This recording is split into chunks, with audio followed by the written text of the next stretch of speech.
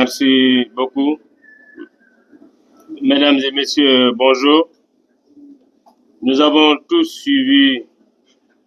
le discours débat du président de la République ce 22 février 2024. Nous nous attendions tous à ce qu'il réponde à deux questions, deux préoccupations des Sénégalais. La première préoccupation, c'est la date de l'élection présidentielle, conformément à l'invitation du Conseil constitutionnel dans sa décision du 15 février. Et la deuxième, c'est qu'est-ce qu'il fera, où il sera le 3 avril. Manifestement, dans ses réponses, le président renvoie à un dialogue. Nous rappelons au président Macky Sall qu'il est la seule autorité compétente pour fixer la date de l'élection. Nous rappelons au président Macky Sall qu'il ne peut pas mettre ensemble les 19 candidats retenus par le Conseil constitutionnel et les autres segments, quelle que soit leur position dans le pays, pour discuter d'une date d'élection. Le Conseil constitutionnel a déjà arrêté la liste. Il doit, conformément à son serment du 2 avril 2019, respecter cette décision. Je confirme, en ma qualité d'ancien ministre de l'Intérieur, organisateur des élections présidentielles, de l'élection présidentielle de 2019, qu'une date peut bel et bien être retenue dans le courant du mois de mars 2024. Enfin, je réclame la libération, comme j'ai eu à le dire par le passé, de Bassirou Diomaye Faye, candidat retenu par le Conseil constitutionnel pour qu'il puisse participer à la campagne comme les 18 autres retenus. mbokk yi maa ngi leen di nuyu kenn ku nekk ci turam ak santam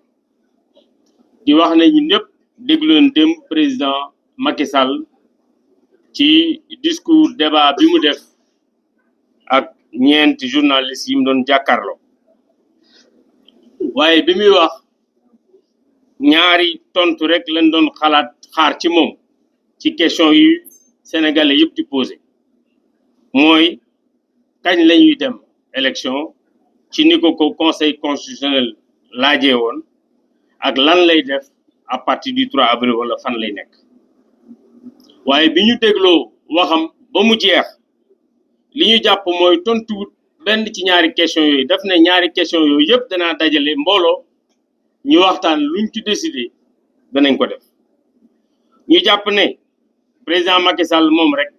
mooy autorité bi nga xam ne bii moo am sañ-sañu néega ni bind décret ne date bii laa jàpp ñu def ci élection te it wax ko ne conseil constitutionnel bi mu defee procédure bi ba mu yegg jàppoon na ne ñaar fukki nit ñooy dem bi xew-xew bees amee ci diggante mu bindaat bataaxal ne fukki nit ak juróom-ñeent ñooy dem kon conseil constitutionnel mu wax na ñuy dem élection kon jarul muy jéem a boole nit ñi comme niñ ko sama naataango yi waxee léegi ñuy fësal peut-être suñ diggante ne d'accord ñu maanaam politiciens yi d'accord ñu mën a waa gis ngeen d'accord ñu kon conseil loo ci xalaat gannaaw nag ci conseil boobu la nar a dellu na yem ci décision bi conseil bi jël ba pare ndax olof day faral di wax wiiri wiiri jaari ndaari na njëkkee ndaari rek benn yoon ñu gagné ñu ñëpp du temps damay dëggal aussi en tant que ancien ministre de l'Intérieur parce que man maa organisé woon élection présidentielle 2019 que mën nañ bu baax organiser élection présidentielle ci mois de mars bii di ñëw enfin comme ni ma ko waxee woon également ci dernier point de presse bi Bassirou Diomaye Faye conseil constitutionnel moo ko jàpp ne war naa dem élection nañ ko bàyyi mu participer ci campagne bi comme fukki candidats yi ak juróom-ñett nga xam ne dañ cee bokk asalaamaaleykum wa rahmatullah.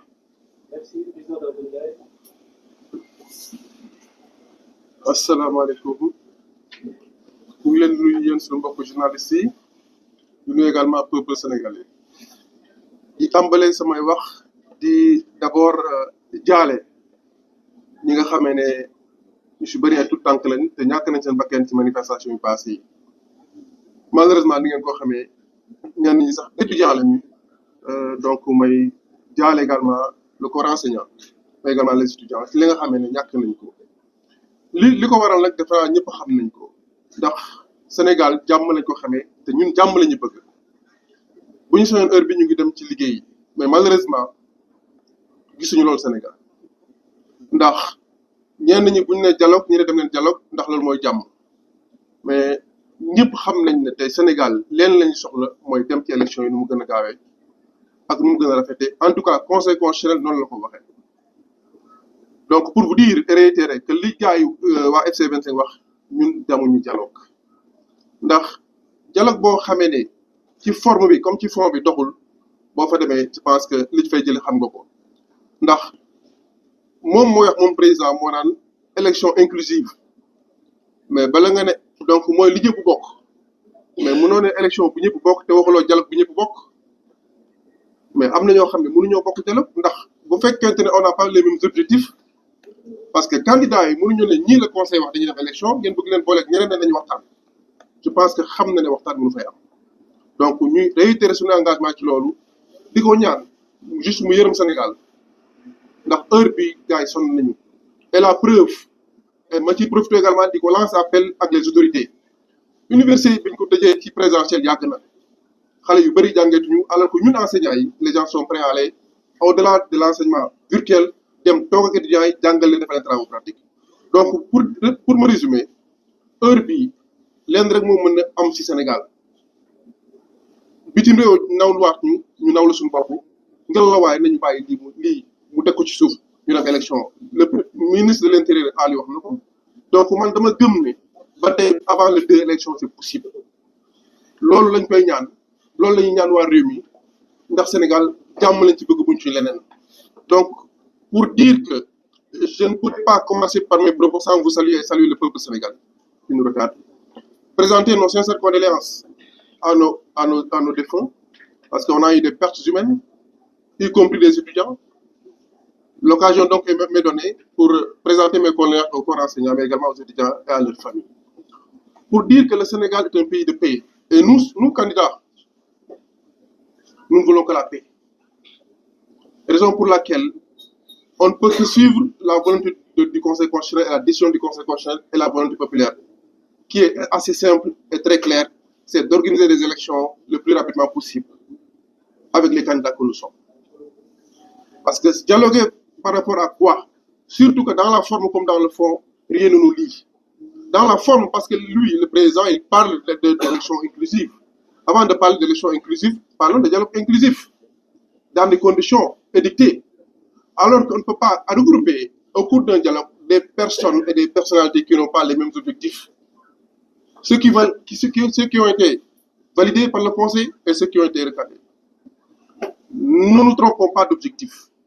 Le seul objectif aujourd'hui pour le peuple sénégalais est d'aller aux élections présidentielles le plus rapidement possible. L'ancien ministre l'a dit, il est possible de l'organiser et nous sommes prêts. Quelles que soient les conditions d'aller à cette élection-là, et que lui qui est en train de le tablier, le 2 avril comme le veut la Constitution. Je vous remercie de votre bien.